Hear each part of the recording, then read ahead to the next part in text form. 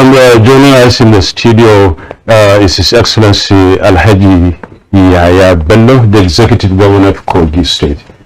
Very much glad to have you from Good Morning Nigeria this morning. Good morning, and thank you for having me in your studio today. Your first visit to our studio. My first visit in this particular studio, not NTA, and thanks for the privilege, and good morning viewers across the world. Okay. Also in the studio to discuss this topic is Dr. Kabir Adamu, security risk management expert, very well-known face on this program. You're welcome, Kabir. Thank you very much. Good morning. Also joining us from our Just studio is Brigadier General John Temlong, First Commander, Multinational Joint Task Force, former President of Alumni Association of National Defense College and Security Consultant. As usual, you're welcome to Good Morning Nigeria. Thank you very much. Good morning Nigeria. Thank you so much, and then welcome once again, gentlemen. We're discussing the role of state governors in national security, and I believe all of us are conversant with why we should be doing that at this mature time in our history, talking about how insecurity is, ravaging and bedeviling us, and then the uneasiness we find ourselves in every other part of this country. Let's first of all establish the premise and give the framework for this discussion. What's the role of state governance in national security? Thank you very much once again. Let's start from the constitutional provision on security. Currently, security is in the exclusive list, and so that means the federal government more or less has overriding responsibility constitutionally for security. But there are what I would call a lacuna within the constitution, in the sense that the same constitution invariably allows for the provision of security votes, which the governors get. On the other hand, the governors are also the chairmen of their state security council. They supervise or sit as chairmen of their various state security councils. Thirdly, they are constitutionally recognized leaders. They lead in terms of the provision of everything that is required in their state, including security, which, if you go by section 14, section 2 of the constitution, is actually the primary role of governance. So to that extent, governors have a primary role in the provision of security, despite this constitutional lacuna. And I think in recognition of that role, the governors last year, precisely in July, launched what they call the Peace and Inclusive Security Initiative, PISI, which is being supported by some international development partners. And to that extent, they establish a desk on peace and security within the Governors Forum. So yes, there is a recognition. Now, we can also, perhaps in the course of the conversation, talk about the various strategies by different states. If we use Lagos as an example, Lagos has set up a security trust fund, which is managed as an independent, autonomous, not profit-oriented, but privately managed company. Yeah, we'll talk about this, as you said, much later. Let's hear from Temlong, at least, let's see, get his views too on this very banal, question, talking about the role of governance in the national security. What would you add, Temlong, on what Kabir said before we get down to His Excellency, and then maybe hear much more about these roles? Well, thank you very much, Kabir. I think the important thing to note is that the states are the federating units of this federation. And each of the states have a chief executive. And that chief executive has sworn to uphold and defend the Constitution. And the primary role of governors, as he said, in the Constitution, is to provide for the security and welfare of the citizens. Now, to that extent, security in itself is something that is tangible. It is not something that you cannot feel or sense, you know it. And security does not just involve heart elements or the heart power. That means the kinetic side of security. Security itself has very many stratas. For example, the state governors are in charge of town planning. And town planning in itself is a national security infrastructure.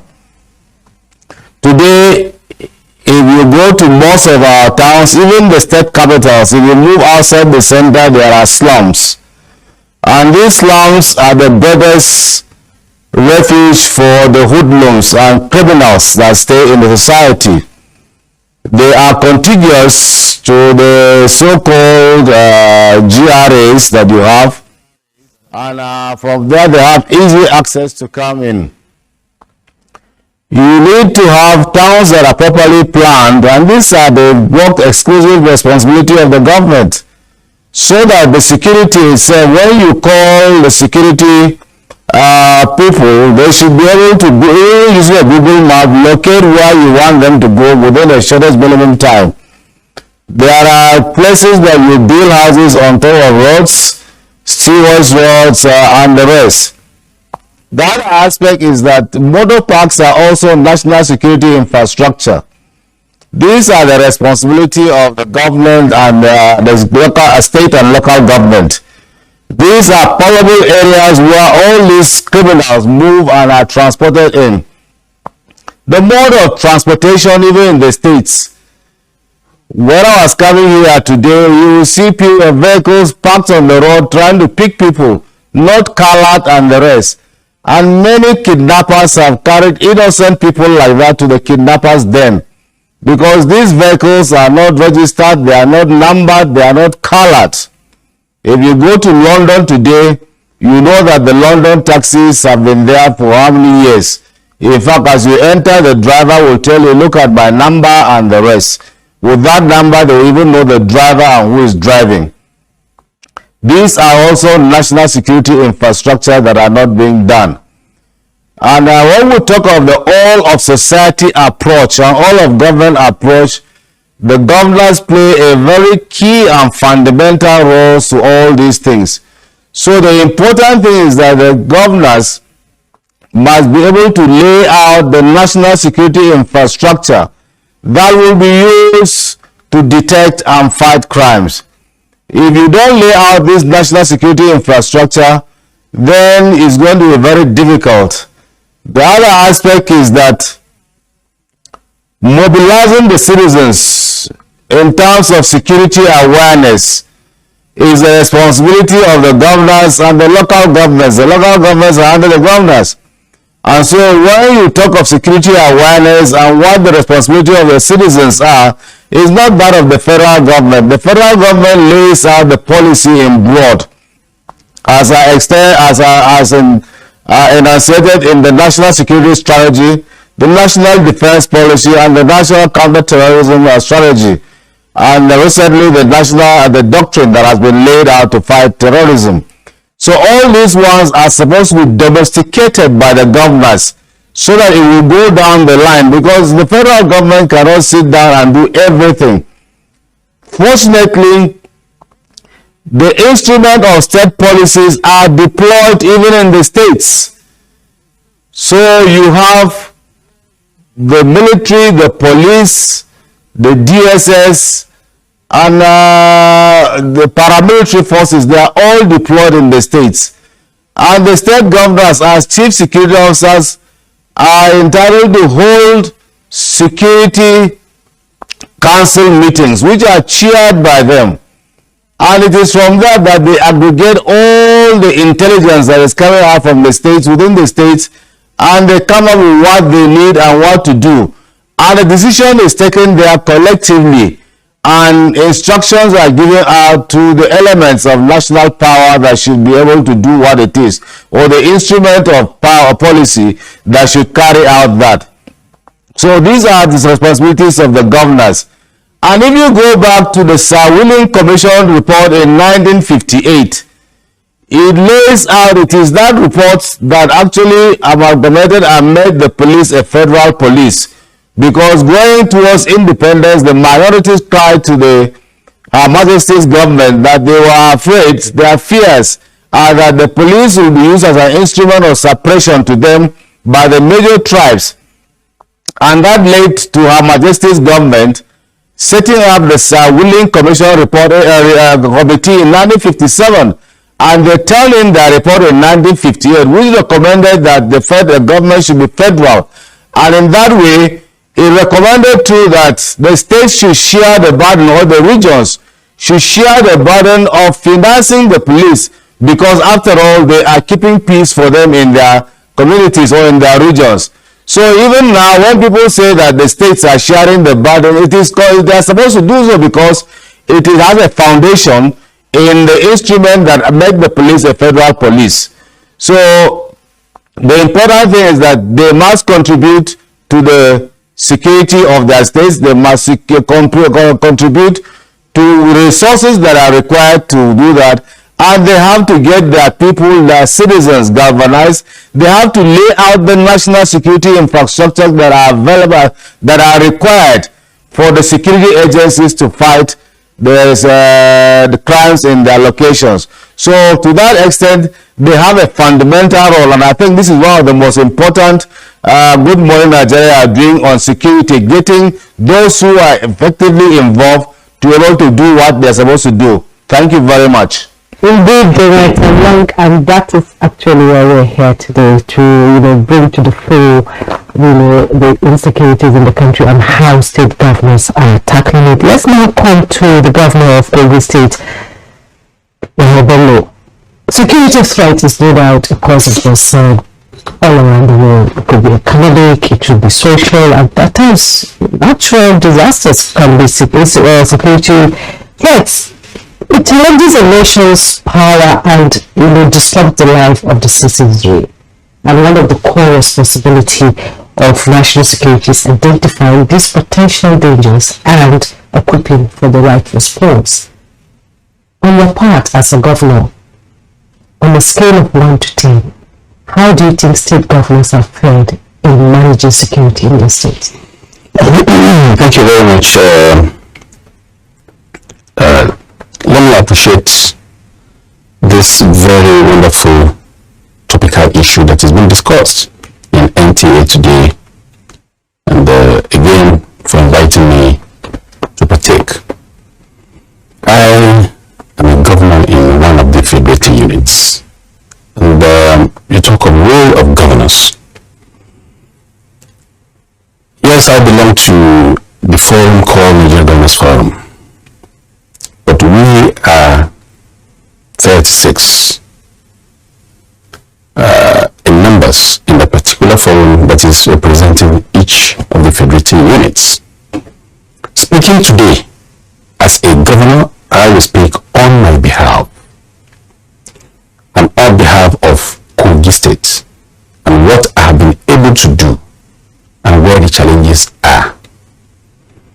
It is not necessarily going to reflect the views of all the governors or reflect the performance of all the governors, or speaking on behalf of the forum.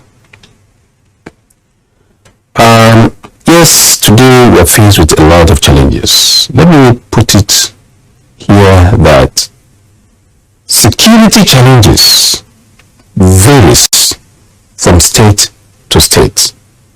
Yes, we call it banditry today across the country, armed robbery, and what have you. It varies in the sense that the characters, the elements that perpetuate these acts of crimes and criminalities will not necessarily be homogeneous. However, myself as a governor today that is responsible to maintain law and order, to secure lives and livelihood, is living up to the expectations of the people. First, I'm elected to protect lives and livelihood. And who or how do I go about the whole this exercise? When I assumed office, I studied the environment, the security environment. Of course, it is what we knew before we contested and we were elected, that there are insecurity in the land. And we mapped out how we are coming to tackle it. What you see from outside is different from what you experience when you come inside. It is easy to say, oh, put this together, write a beautiful article, review literatures, refer to history, It's a different policies that have been formulated, but it's a different ballgame when you are seated in that office. You have to begin to learn on the job and apply solutions as they come. The only thing I can say is that every governor is doing his best to ensure that his state is secured. You see, even as a father, head of a family, if your home is not at peace, you can never have a smooth sleep. If you're at work, you can't concentrate. Even if you're driving, you can't concentrate. So, as a head of every state, we are very concerned about ensuring that there's peace and tranquility. Now, when I came on board, I discovered that various security agencies were working at cross purposes. No synergy, no intelligence sharing. As at 27th of January 2016 when I assumed office. So, all I initially began to do was to ensure that all the head of security agencies and all the agencies that are operating for my state, from the police, army, navy, civil defense, DSS, and the local vigilantes, all came together. We were able to come up with one strategy, unity and harmony among ourselves. So, for instance, now there's an arrest that needs to be carried out somewhere.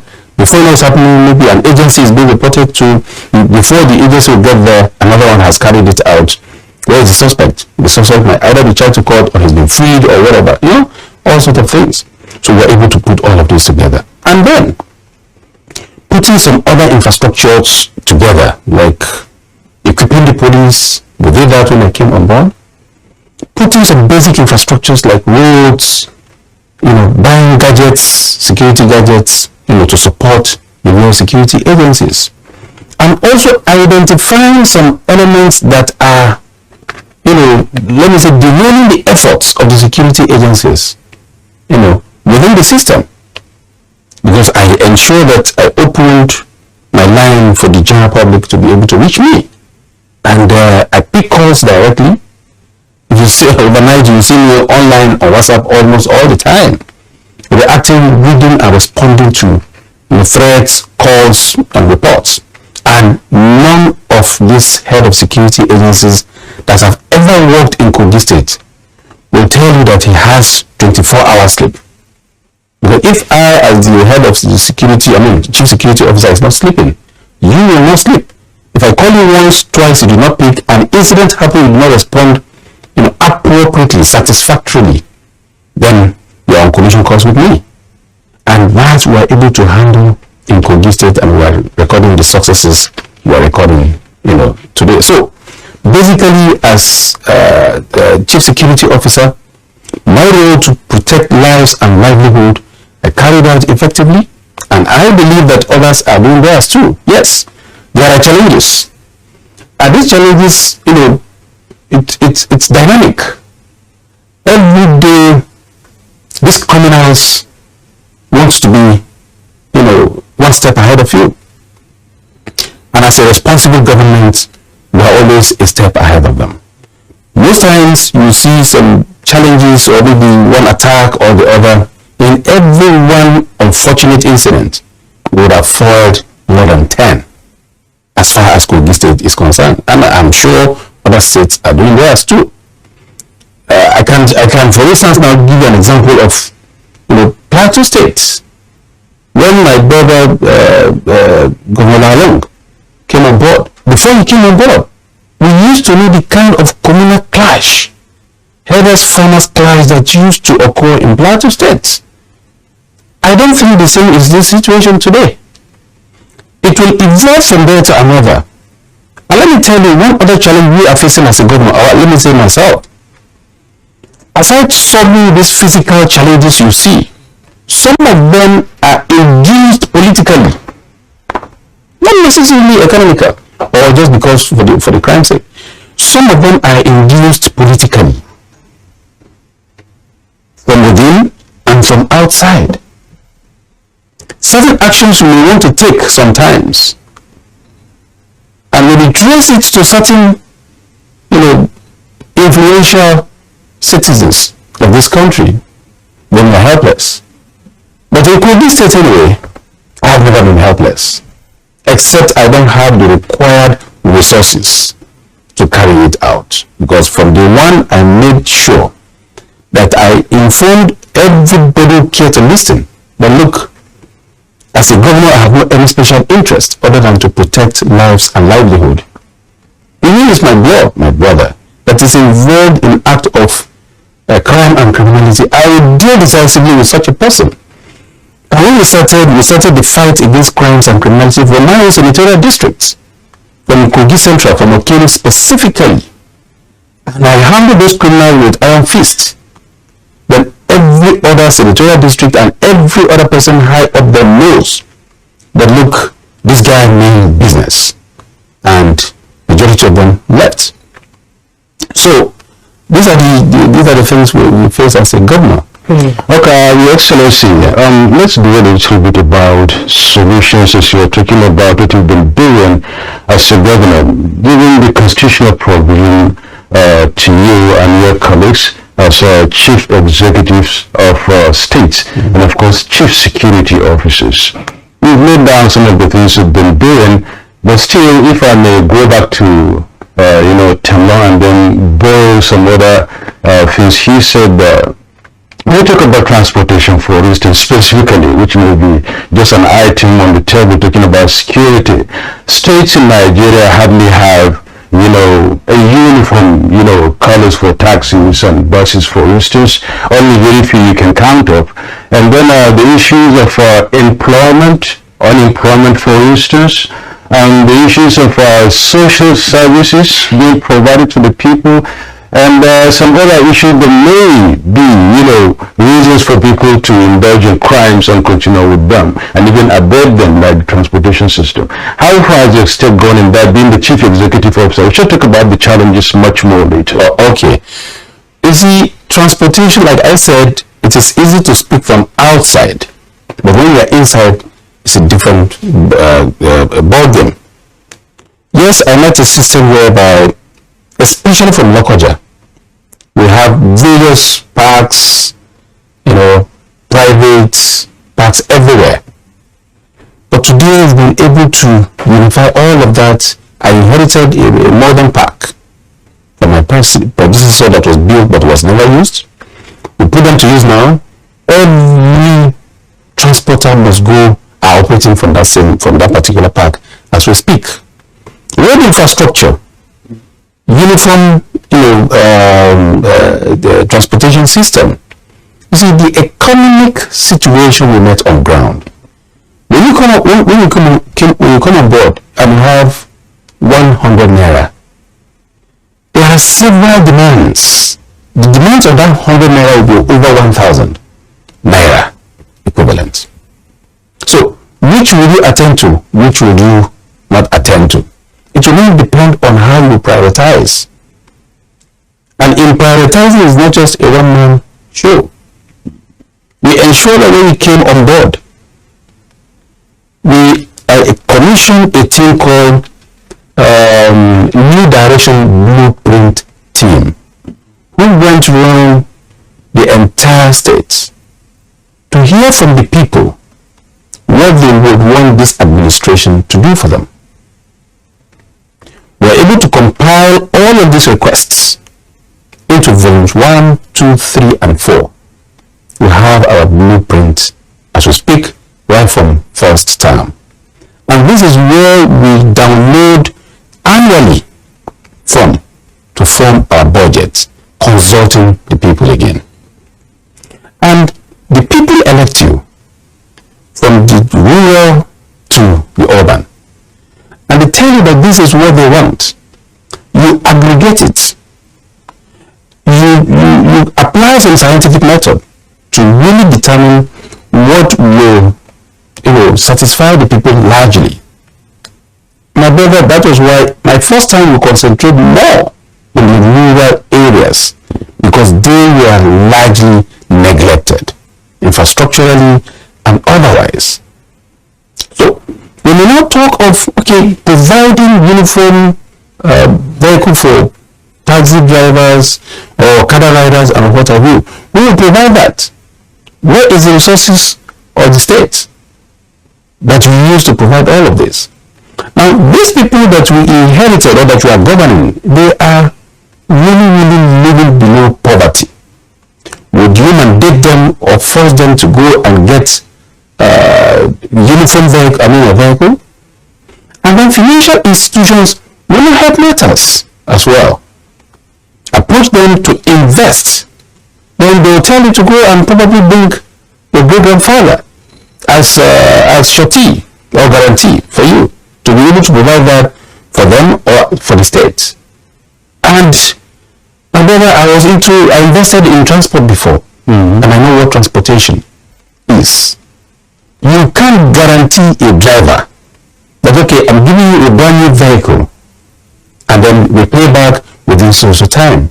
It is not as easy as that. So looking at this plethora of demands and requests, how do you guarantee that? Now, to say that, there is lack of job or because there are different vehicles or colors of taxis and what have you, it's a recipe for, it's an excuse for any crime. There's no reason for any crime at all whatsoever. Nobody should ever commit crime because of one reason or the other. No. Because Rome is not built in a day. We can't all of a sudden provide that ideal everything that people come to the television or to the media and say at all times. But it is a gradual process. You solve this problem, another one arises. You tackle it, another one will arise. That is governance for you. That is generally life. When you wake up in the morning, you may be thinking this is what you're going to do, but there will be exigency sometimes, and you'll have to forgo certain plan that you have, and then make sure that you solve it. If you don't, then you can be consumed. Indeed, Kogi, I'll sit on stage before we bring in the other guests to come to bring in their contributions. Kogi is a strategic state in the Federation, the confluence state. It is the point where you move from the north to the south. And in recent days, recent time, we've heard of criminals moving from the north to the south, from the south to the west. Let's talk about your synergy with other state governments in order to scale down this passage of criminals from the north to the south and the south to the west. What have you been doing as governments coming together to ensure that you bring it down to the barest minimum? Well, thank you very much. This is a very, very key, you mentioned this so that the whole world will see exactly the position we are occupying in this country. We are actually the real center of this nation. We have the highest number of borders, with 9 states, FCT making it 10. You talk of synergy. Yes, I have very wonderful relationship with all of my neighbors, including FCT. And the security challenges in all of these various states and that of Kogi State all differ. We may call it banditry attack in one state today. It may take one form. It may take the other form when it comes to my state. When we assume, let me tell you, when we assumed office, we identified who those guys are. Then we began to ensure that we take them out. Majority of them ran out of Kogi State to the neighboring states. I had to take the permission of the Commander-in-Chief, Mr. President, to help talk to the various service chiefs to give me that cooperation and understanding. My dear sister, we do even cross borders to go and arrest criminals from other neighboring states. In fact, sometimes we go as far as Kaduna State, Port Harcourt, Bayelsa, Lagos, any other states to arrest kingpin of these criminals, and we are able to bring that incident to the barest minimum. There are a lot of challenges in all of this, because most of these people, most of the vehicular movement, more than 85% will pass through Kogi State, to the south and from south to the north, just like you mentioned. And some of them sometimes hibernate.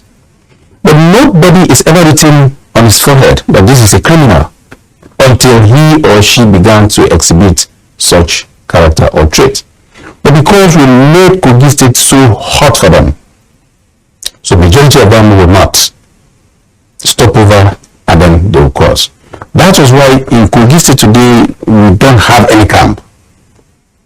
We can't have any kidnappers daring that we can't checkmate. Or a camp that is called, just like you have Sambisa, or maybe somewhere that you know that this is the camp, the region of kidnappers or bandits, and then you allow them to fester. It's not possible. But you find them in some other neighboring states all around us, and there's an extent to which you can cross border to go and deal with these elements. As colleagues, we normally compare notes, and then in most cases, almost all the cases, they give me cooperation and understanding in carrying out this exercise. But let me tell you, my sister, that insecurity as we have it today in Nigeria is hydra-headed. It is not what a governor alone, or even president alone, or local government chairman alone will be able to sit down and think that you can solve it on your own. It requires all hands to be on deck, including politicians, traditional rulers, captains of industry. Fighting insecurity is capital intensive. Sometimes it is being bandied in the media that security vote. Let me speak for myself. The sacrifices I am making as a governor, I don't want to rate myself too high, but probably after my service, then Kogi States and Nigerians will come to appreciate what I've been able to do and pass through. Look, with little or even no any other support from anywhere, I don't think that you've heard of any special military hardware deployed to Kogi State to assist us.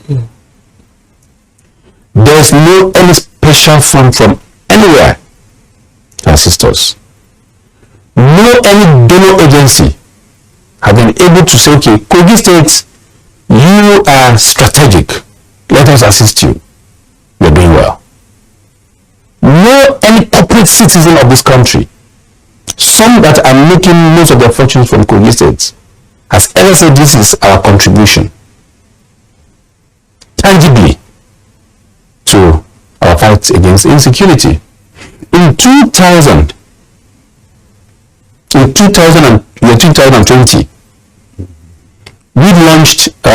renewed the State Security Trust Fund.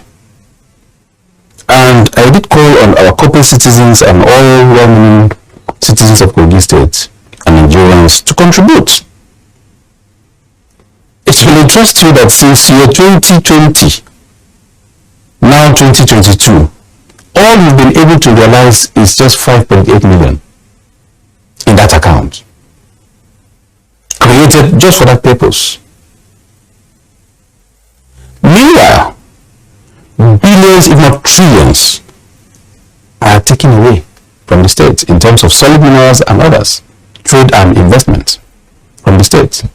They were spending the little resources that were able to generate and receive as envelope from the federation account, paying salaries, infrastructure, fighting this insecurity.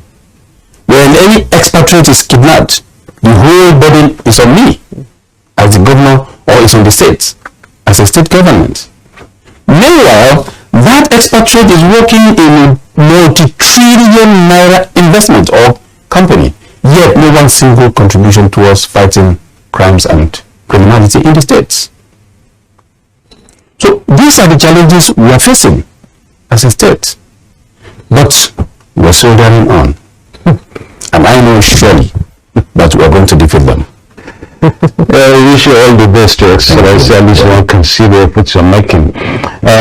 We will talk much more about the issues you raised, talking about security bills, talking about contributions for security, and talking about some other efforts you've really made in trying to secure, Kogi State. Let's come to Kabir Adamu. We then look at constitutional provisions in this regard, because instances are that state governors oftentimes, run to the presidency, go with cap in hand and questions and queries, and the rest of them talking about how do we tackle insecurity in our own states. The president, the governors, and the local government chairman are all elected, going the provisions of the constitution, and of course they are chief executives in their own right. The president is the commander-in-chief, and then the state governors are chief security officers in their states. And we look at also the paraphernalia or the agencies, security agencies, and how they, synergize in order to see to it that the country is secure. You find that the governors at a certain point in time are being put on one side, being that they did not really have much say in who becomes the commissioner of police and who becomes the IGP, for instance. But they preside over security council issues. That may be the reason why they rush to the center, asking the president to do one or two things. At a point, I think I can remember one of the president's chat on the last TV, I think, he gave example of two states that came to him and then talking about insecurity. Then he asked them to go back and sort things out for themselves there. Is there a problem here in the Constitution, given the roles of the President and the governors as regards solving or tackling insecurity? Yeah, thank you. I described it earlier on as the constitutional lacuna. And I think specifically it has to do with one agency within the security architecture, and that's the military. To a larger extent, and His Excellency will correct me if I'm wrong, the ability to interact and manage or influence the other agencies is much more higher than the military, as an example. And because it's Mr. President is the commander-in-chief of the armed forces, in certain instances the governors would need his approval and his mandate to ask the military to conduct certain actions. In most instances, if I remember well, when the governors come to Mr. President, it has to do with perhaps the deployment of the military in matters that have reached a point where the military's presence is required. So you recall, for instance, when the governor of Niger State came to see Mr. President because of the terrorism challenge he had in his state. Not too long ago, the governor of Kaduna State wrote to Mr. President alleging that there is a parallel government in his state, also something to do with the military. So I think that is where perhaps the issue is. But beyond that, and I'm glad that you brought this question up,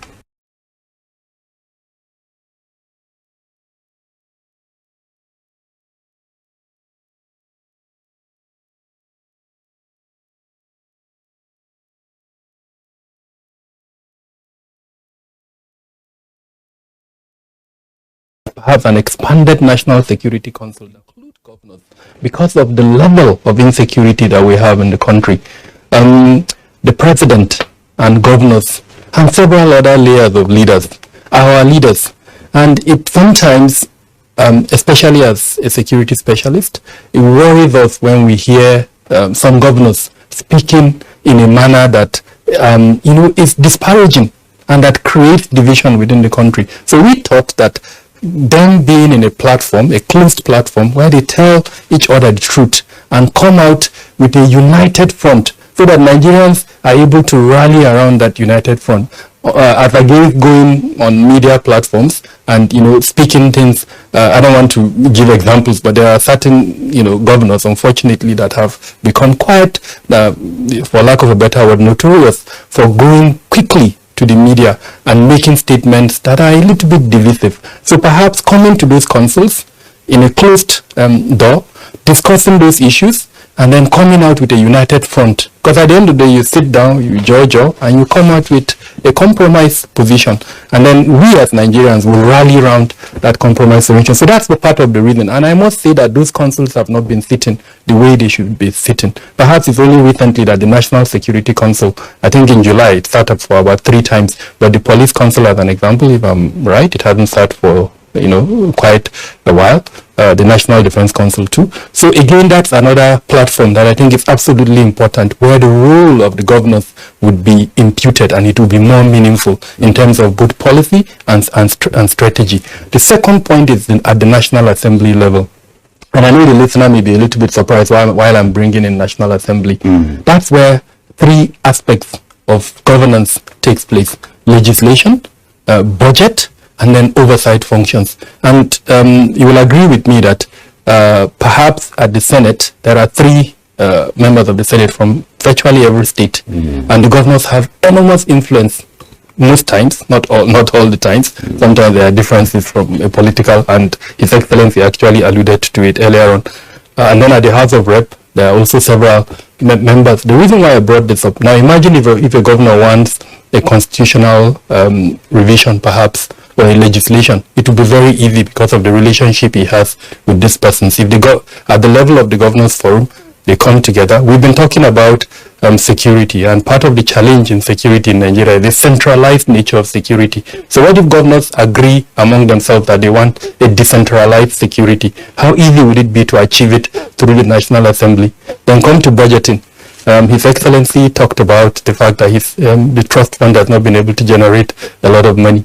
What if, for instance, through this budgetary rule of the National Assembly, the governors influence the legislature to achieve a certain objective that they want? So I'm bringing all of this to show that there are various ways with which the governors can influence the outcome of security from a strategic point of view, not, for instance, from at their level, at the state level. And so there are several ways to go about it. If we come back to your question, it would take a lot of strategy. It would take the infrastructure the governor decides to adopt.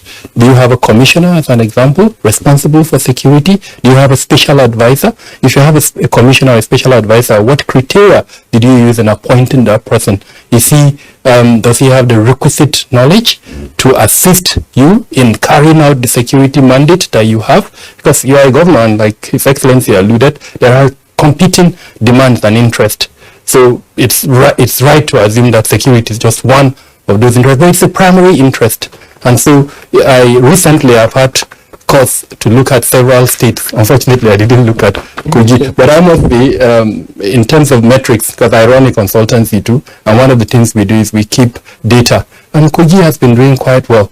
2013, 2015 was very worrisome in Kogi. But since His Excellency assumed, the metrics have shown a great reduction in terms of the number of fatalities and incidents that Kogi has been recording. So I must say that what His Excellency has mentioned is actually working. If we look at metrics, number of deaths, number of kidnaps, and other things. But beyond that, we must also look at some of these things I've mentioned, the infrastructure, the strategy, because all that matters is sustainability. His Excellency at a particular time will leave that position. What has he left, in terms of infrastructure and strategy that his successor will carry on? And so those are the kind of things that I think hopefully. Talking about being the chief security officers of the state, would you say the call for state policing is about time? I am an advocate of the decentralization of security, and I'm choosing my words very carefully here. I believe in the decentralization of security, because frankly, security is local. If we don't localize security, we're not going to get out of this woods that we're in at the moment. But how do we decentralize security? And I think that is the major thing. How do we democratize the states? How do we make sure the kind of checks and balances that we aspire as a nation, which we're currently advocating at the federal level, we're also able to achieve it at the state level? That is the kind of decentralization I would hopefully want to see. A decentralization where the governors are able to wield the kind of influence that would achieve the purposes for which they are elected. If we just create state police without decentralizing security, we're not going to get the kind of objective. I alluded earlier on to certain governors who are very easily come out in public and make very disparaging statements. Now imagine in such a situation where ethnic profiling has already happened, stigmatization has already happened, and then you make that governor, you decentralize police and you make him the chief executive of 27 ministries, departments, and agencies in security. All he's going to do is ask those 27 to go after that ethnic group that he thinks are responsible for whatever security challenge. So we need to create structures at the state level that will be able to check certain excesses. It is at that point I think we can decentralize security. Second element is funding, and I think His Excellency mentioned that the way we are going at the moment, perhaps because of the constitutional arrangement that we have, I do not think many states can support a decentralized security structure. So that too we'll have to look at before we decentralize security. So yes, I'm an advocate, but there are certain things that would have to be done before we start talking about state policing. Well, when we talk about police, state police here, just like an official word, making the whole thing official. But at the moment, I think most states have something similar to that. Regions and states. You see, you have issues like a JTF, the Hisba, the Amotikun, and the rest of them, all states that be from the bad state. Now, let's hear from you, General Temlong, and then maybe get your, perspective on this issue. When we talk about this state police, and we look at how state governors, handle them through their security votes and their own, relationship with security agencies in their states. The security votes are votes that are just outside, audit, outside the Constitution, and of course outside any other, framework or parameter you can think of, but meant in order to cushion the effect of certain activities that could breach the peace in every state. Now, some states use this in order to cement relationship with security agencies. Some use it in order to finance this regional or state quasi-police, if I may use the phrase. Do you see that as, really justifiable? And of course, if yes, do you have to really look up to the presidency again for much more of security advice and security, support?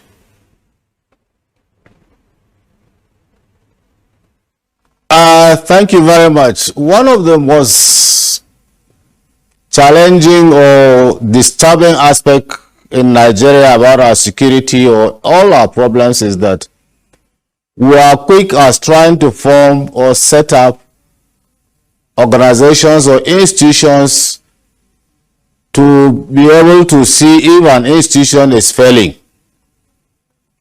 For example, we should be interrogating why the Nigerian police have not been able to perform their duties well at this time and see what we can do to make them functional.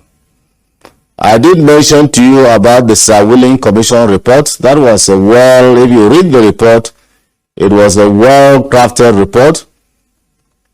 Now, we want to set up bodies. The Rosenye panel has said that they should close some of those processes, including the road safety, if I'm not mistaken. That was created out of the Nigerian police. It was a traffic wing of the Nigerian police. Now, you want to create another system. I was at the National Conference in 2014 when the issue of state INEC came up. Everybody, including the advocates of state police, said it should be scrapped. That INEC should conduct elections because whatever party that is in power in any state that conducted election, that party won the local government elections 100%. And that if you give those parties or those governors the ability to have their own police force and to have their INEC to carry out those functions, then you have problems. Well, and that's why I think we need to interrogate these things. Now, there is what you call the police council, and each governor is a member of that council. Even the appointment of the Inspector General of Police, if I'm not mistaken, is supposed to go through that council. I don't know whether it has been properly used. Now, somebody advocating that the governor should come into the National Security Council, I said no. And I will say definitely no.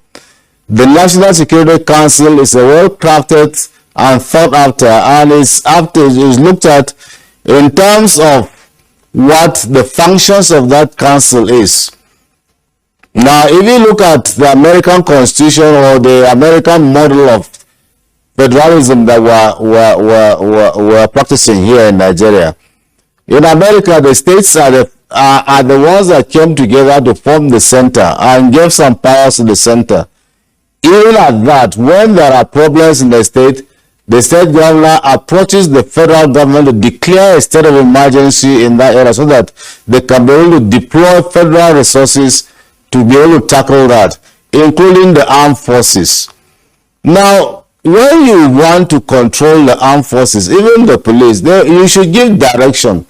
Even when they say the president is commander-in-chief of the armed forces, the Constitution gives him that latitude to delegate an officer, and that's why you have a chief of defense staff and the rest. They are the ones who carry out the day-to-day running and control and command and control of the armed forces. You want a governor to command the military unit in this area. You want a governor to command the police. He should give them this thing. They are professionals. Give people assignments and don't tell them how to do it. That is the concept that will move away to the mission command system now. But you give a person an assignment, task him, but don't tell him how to do it. Let him use his initiative. Let him use his professional training to achieve that test. So what is happening today is that we want to give people assignments, we want to tell them how to do it. It doesn't work that way. We are stifling initiative, we are stifling professionalism. I think we need to look at it. There is a council of state where all the governors are there. And they can approach and table any security matter there that is missing. And what is missing, and I see that is missing seriously, which I've been advocating, is that there is lack of peer review mechanism by the governors. They don't go on state visits. Governors used to go on state visits. The governor of Northwest State in those days went to Sokoto, Kano State for a state visit, 5 days. And there was a peer review mechanism. You saw what Audubako did, Bagauda Dam and the rest, and the irrigation of the Chalawa Dam and the rest. He went back to Sokoto and did the same. Joseph Gomo late went to Midwest State and met Ogumudia there. He saw the transport system. He saw the newspapers, Observer newspaper, and there and then the Midwest agreed to establish the Bello Plateau lines and the Nigerian standard, which is still there today. You know, really used to visit Solomon Lar here. Solomon Lar used to visit Kano. They carry out peer review. They see how people are doing their things. Today, the peer review is done in Abuja. Let's call a spade by his name. The peer review is done in Abuja. I have never seen any governor come on a state visit here.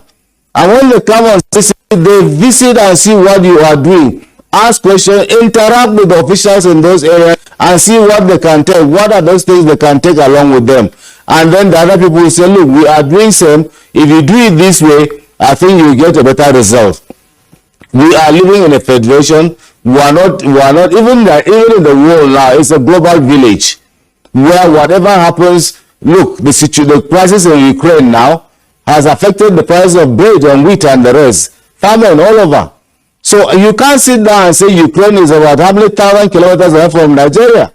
So what is happening in Kogi will definitely have an effect on Plateau. What is happening in Maiduguri and Borno State will have an effect in Kogi. We found out that even the bombing, the origin was not even from the stigmatized or the stereotyped tribe. And that is the danger. So I think you need to see a situation where we need to interrogate why our institutions are not working. I've said it time with that number. You need to put more boots on ground in terms of the police. And while you are adding those numbers, if you look at in a state, how many policemen are there? Yet when you want to conduct election, the IG tells you that he's moving 40,000 policemen, 30,000 policemen to that state. For goodness sake, if he moves 40,000 policemen or 30 to Ocean State, it means those are the number of policemen that are required to police Ocean State. So we should aspire to have 30,000 policemen in each state, or if not in states like Kano and Lagos, you need even twice. So we need to interrogate and come to a situation where we can do some of these things. Decentralizing security is perfect. In any case, security is decentralized. We are the ones who have even centralized it. If we are doing what we are supposed to be doing at our level, look, registration of vehicles, is it a federal government matter? Thank God I saw a local government chairman in Ida, I was still in Kogi, as according to Kogi State, who came out to the road and were arresting commercial vehicles, even local government numbers, to avoid being stopped. Today you see vehicles with their plate numbers, their number plates covered with black. What are those things for? Who are those? Nobody should be above the law. It's only the governors and the president that should wear a coat of arms, or the speaker a coat of arms on their number plates. The rest of it should not be covered. Why are they hiding? Why are they hiding? Those are some of the things that the criminals use. If you go down, the motorcycles that they use, the bandits use in transportation, 90% of the motorcycles in all the states are not numbered. They are not registered. And they had what the politicians give us at our people like, during our West period, they were giving bicycles. Now they are giving motorcycles and cars. And those vehicles are not, those motorcycles are not numbered. And those are the things that are being used for criminality. So, criminality is something that has to be stopped from the basic. These building blocks must start from the basic. If you don't do that, rocket science will never solve it. So I think we need to go back to the basic and start looking at what we must do from the community level to the local government level to the state level, what we should do at our own. And once we do that, the federal assistance that we require will come in to be able to solve that. It's not rocket science. In fact, banks today have all outsourced their transportation system. What stops the states looking at some of those models to have transportation systems that have colors? Today, everybody is, how do you control it? On Good Morning Nigeria here, we had somebody tell you that you have about 14 million motorcycle people and there is no linkage between them and government. 14 to 20 million. What sort of security risk is that? How can we continue running in that sort of situation that you and the mode of transportation of bandits is the motorcycles, major mode, and yet you have about 14 to 20 million of those vehicles not having any link or registration with the government and the rest? I think we need to up our game. Yes, indeed, Brigadier General Temlong, you've raised some pertinent questions, and I believe our guests in the studios will address it as the program begins to wind down. But we need to take a break right now. When we return, our conversation will continue. Do stay. Welcome back. You're watching Good Morning Nigeria, and this morning we're talking about the role of state governance in national security. We have our guests seated here, and then of course one of them is His Excellency the Governor of Kogi State, and our regular here, Dr. Kabir, and of course General Temlong. Let's start this segment with you, Your Excellency, and then touch on that issue. A lot of your peers would not want to touch on. That's talking about the security votes. When we talk about security votes, a lot of people feel as if it's a free lunch, it's a free money, it's money not accounted for. As I asked Temlong much earlier before the break, and a lot of you governors use the money in trying to cement relationships, and then with the security agencies. Some of you buy gadgets and security gadgets for them, some vehicles, and then a lot more is being done in order to finance, most especially the quasi-police outfits you have, if some of you do have them. But this money range from maybe 80 million naira in a month to about 1.5 billion naira in a month, depending on the state and the magnitude or gravity of the insecurity in that state. Talking about Kogi, and talking specifically about your peers and how you think this money is being spent, is it really justifiably spent as regards these issues, and do you think it's still a work in progress as far as security is concerned?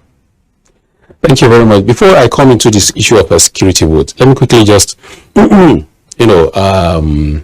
touch on the earlier comment by my brother Kabir and Kabir Adamu and General Temlong. Yeah.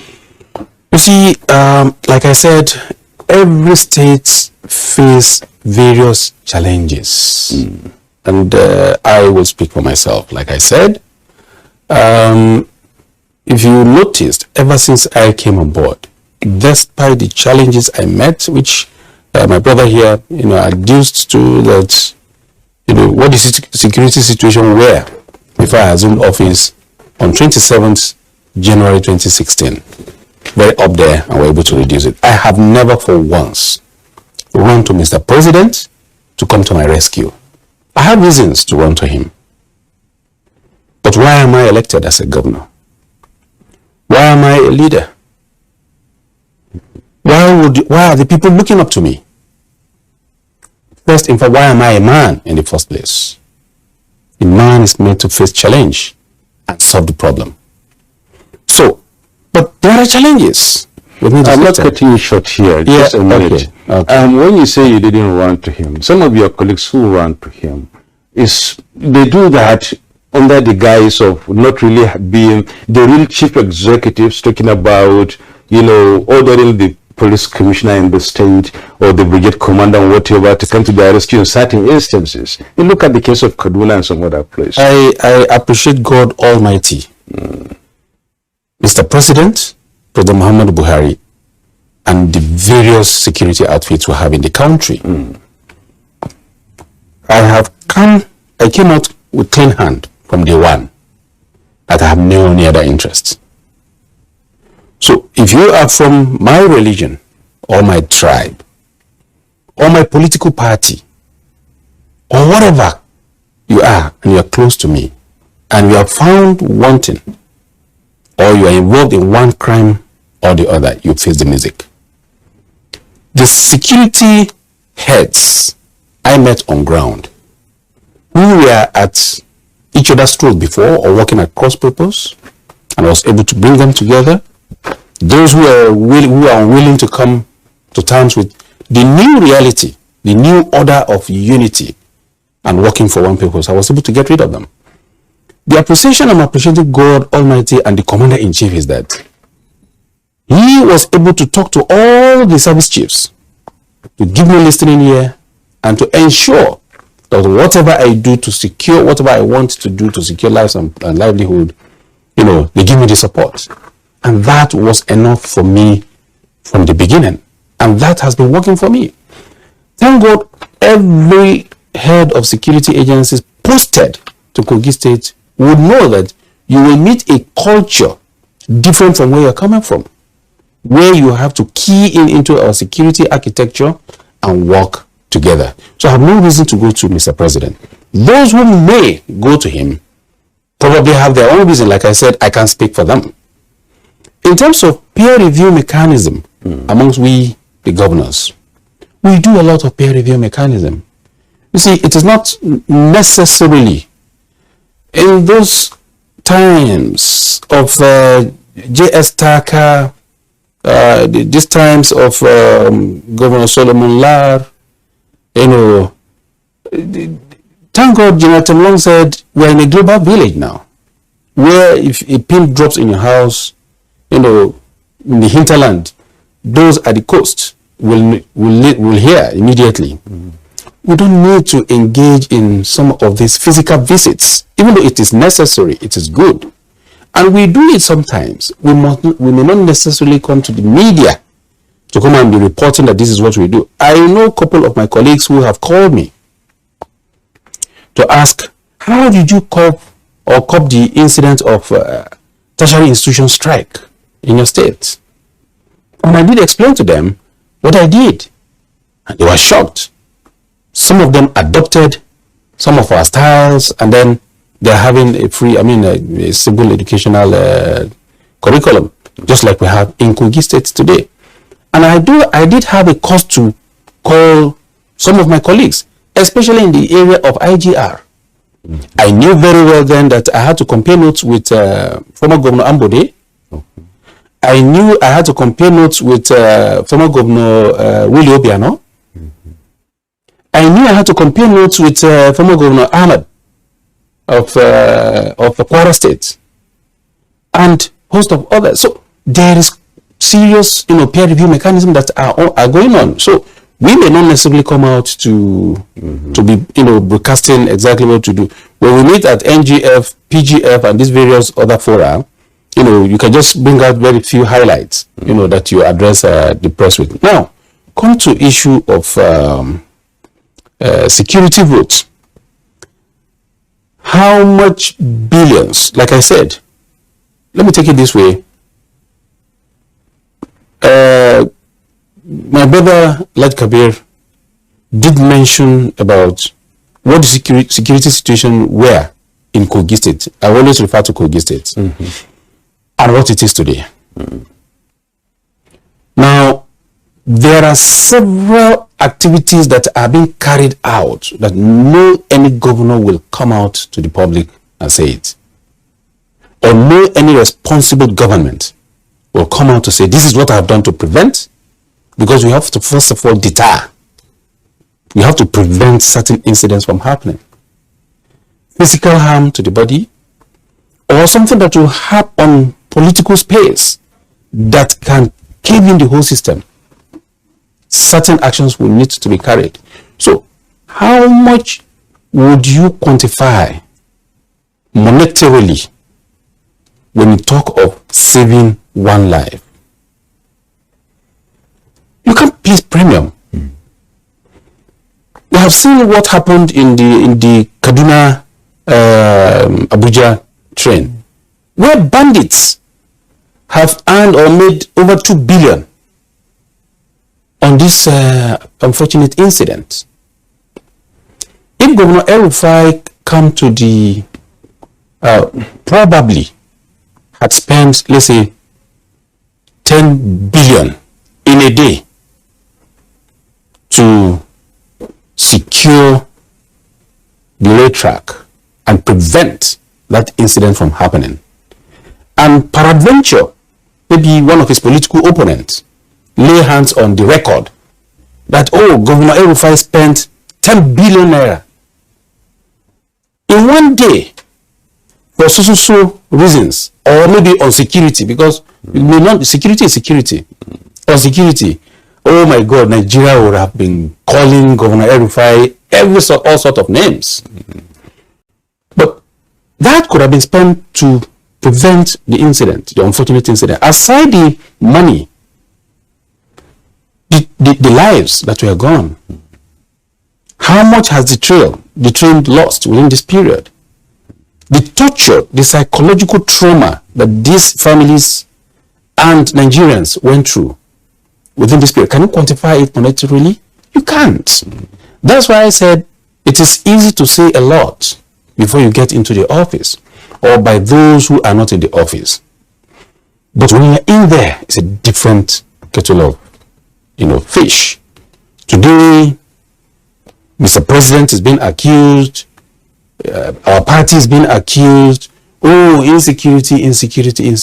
So let me tell you, what Mr. President has done and what he's doing to keep the country and the nation together, united, to keep it prosperous, to keep it going, to prevent daily bombing in this country.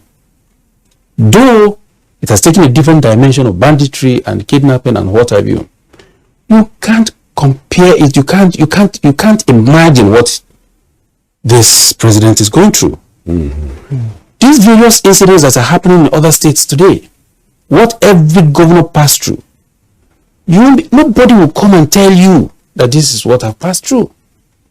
Because there are certain informations, there are certain statements you can make to the general public. you create panic. The system can collapse. If God forbid, for instance, now, if Governor El-Rufai had come out that day that, look, I have intelligence, the bandits want to strike train, and this and this is going to happen. The panic, the trouble it will create, and you know how many of such he has prevented in the past. Nobody is will come out to tell you. But one incident will make a whole lot of noise in the media. Yes, and then when you're now comparing it with how much is being spent on vote, I mean, it is paltry. Let me put it that way. I am talking for myself anyway. Kogi. It is paltry. It's a paltry. It is like a drop of water in an ocean compared to what we do to ensure that lives and livelihoods are secured in the state. So these are the things. Then these security agencies, let me tell you, my dear brother, and Nigerians who care to listen to me, that this insecurity we are talking of and then overhyped, and what have you in this country today, 90% is political. Okay. Yes, you said so. And let me tell you, if we really want to tackle it, oh my God, a lot of toes will be stepped on. Which you recently did, yes. Because Temlong said the building block must start from the basic. Recently, you suspended a traditional ruler and a chairman over security breach in their domain. Yeah. Let me tell you, we're not afraid of the political impact. Not everybody is GYB. Not everybody is Yahaya Bello. Yahaya Bello is a different breed. And I am ready to step on toes as many as possible, so long as it will protect lives and livelihood of my people. My politics does not, it is as shallow as that. So, whoever is ready to bring the peace and security of our people, I am ready to step on that toe. Not only stepping on the toe, I am ready to destroy that toe, in order that the lives and livelihood of the majority of the people are secured. What we are witnessing today is politics and long decay in the system. We are evolving. The world is evolving technologically and what have you. But I'm sorry to say we still have some leaders who are still living in the past and they're afraid of the future. They're comfortable in the past or in the present state they are. They're not ready to take risk. They're not ready to trust. They can't trust because unfortunately they couldn't mentor those to take over the mantle of leadership from them. So when the world was moving, they stayed back.